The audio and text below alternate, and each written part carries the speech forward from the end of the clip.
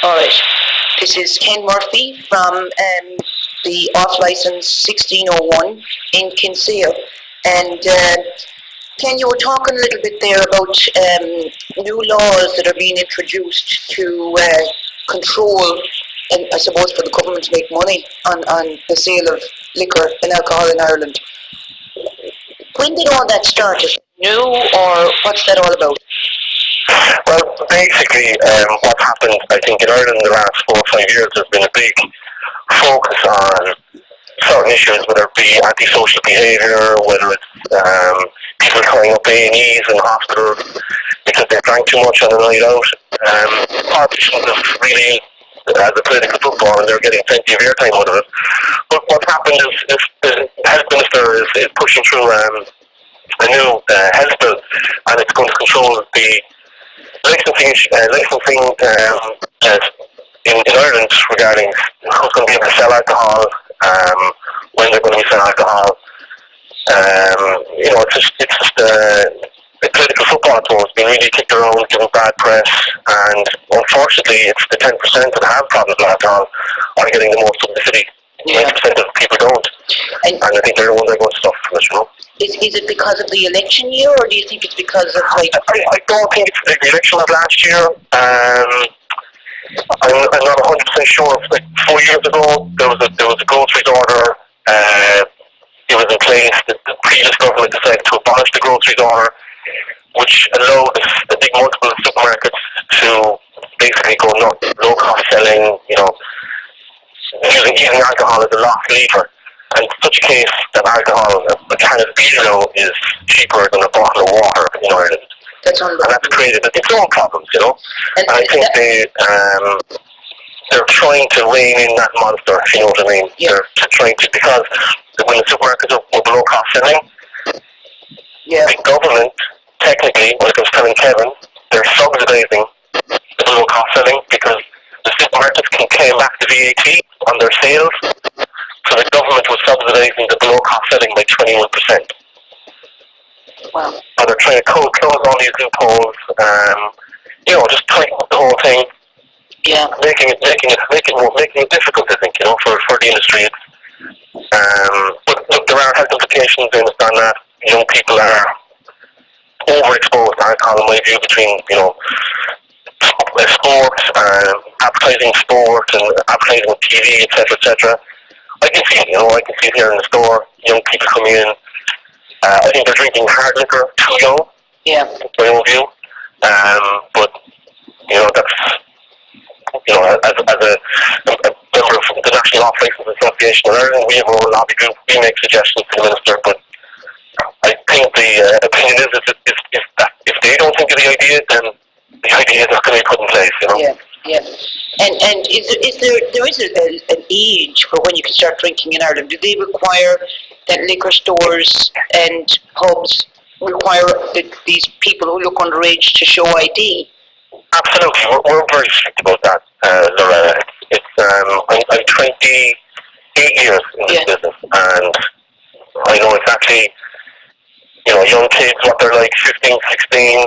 It's glamorized. They see celebrities drinking. They want to act older than they are. They want to grow up too quick. So they're always going to try and get alcohol. The biggest problem in Ireland, and I'm sure anywhere else, is secondary purchasing. Right.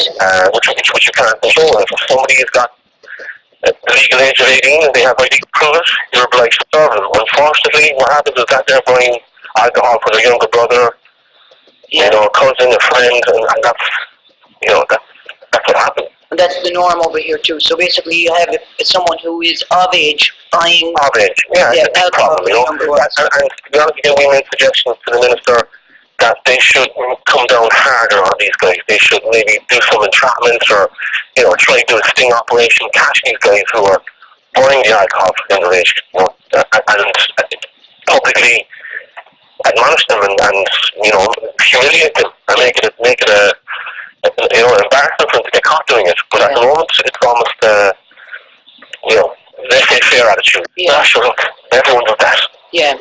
Now, since the recession officially began, it officially began, have you noticed a difference in how many people are coming into your store as opposed to going to the pub?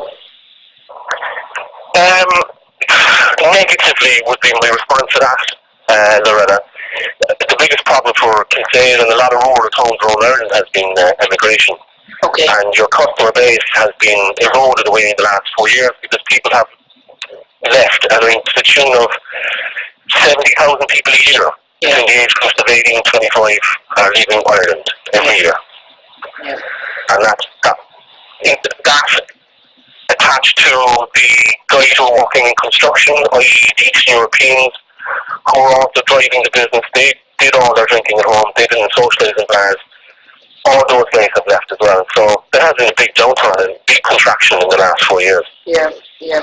And between all the downward pressure on pricing because of the ban and the removal of the groceries order, and the explosion of competition from there's European discount stores, German discount stores, they've all come into Ireland, increased competition, so it's tough.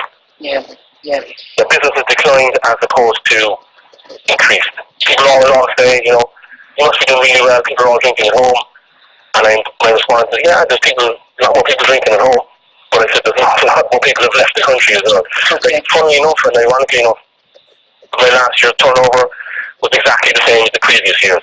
But I did about 10,000 more transactions. Wow. So people are spending way less as well. Yes, so they're buying, but they're not buying the big price stuff that they use. Spend is way down. Yeah, yeah.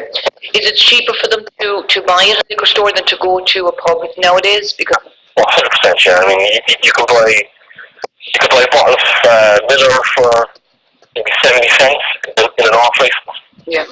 And the same bottle of Miller would cost you €4.50 in the bar. Right. Wow. And on top of that, combined with the smoking ban as well, yeah, that really has put a lot of pressure on the pubs. As well as that, there's a cultural change. I think people no longer are happy just to sit in the pub and drink all night. They're looking for more of an all-round experience. They want to have food, maybe some entertainment, Some restaurants are obviously. Yeah. Definitely bars are a lot quieter. Oh wow, so restaurants would be taking the business from the bars?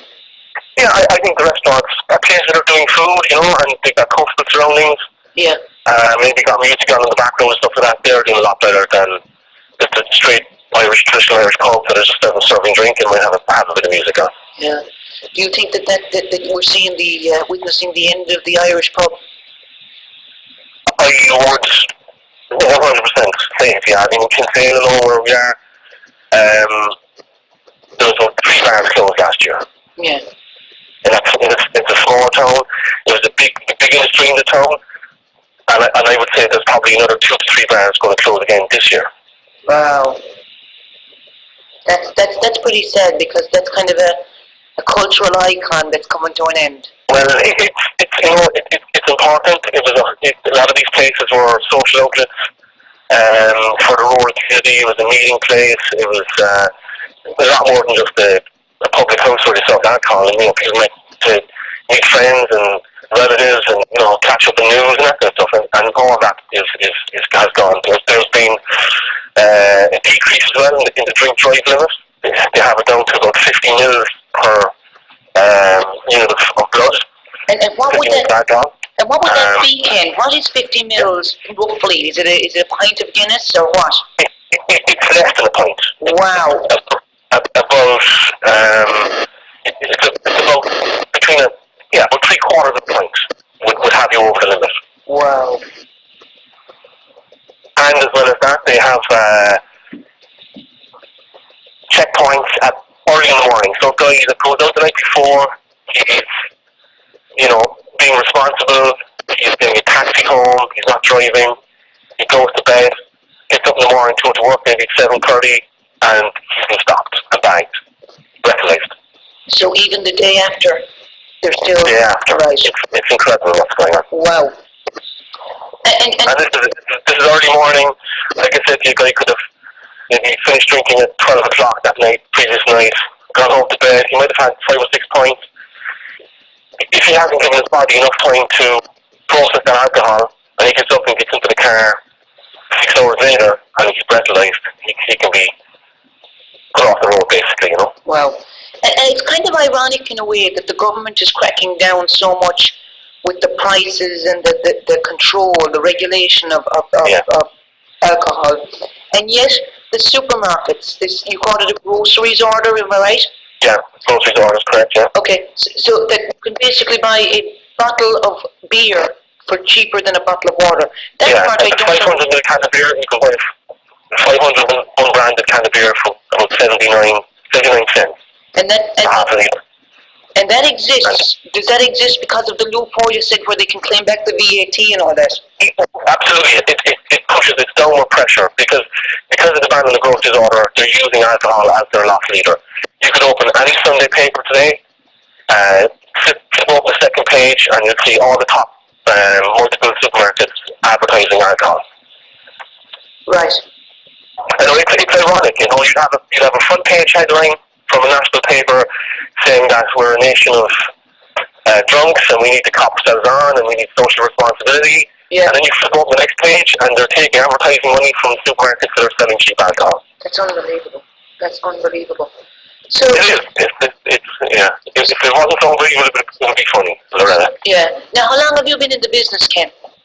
Personally here in Kinsale, I'm here nearly 9 years now, but working in Ireland in the off-trade and the off-license business since the age of 12, so nearly 31 years now. 31 years. And Kinsale being very much a tourist town, over the last 9 years, between everything that's happened, you've seen big changes. I've seen a huge change. You know, there's been a whole lot of financial stuff going on worldwide, so Kinsale, tourism is crucial to our business, and there was definitely a contraction. I mean, the American market is very important to Kinsale, visitor-wise. Yeah. They stopped travelling a number of years back. Also, England and Europe are the same, you know, they're equally as important. And again, they're feeling the pinch, you know. People don't have money, so. Yeah. There's less people travelling now. In saying that, there's more of our own people staying at home. Yeah. We're not travelling abroad as much. Yeah. Yeah. But the spend is made out. So when they come to Kinsale, they want, you know, a cheap room. They might not go to a bar. They might come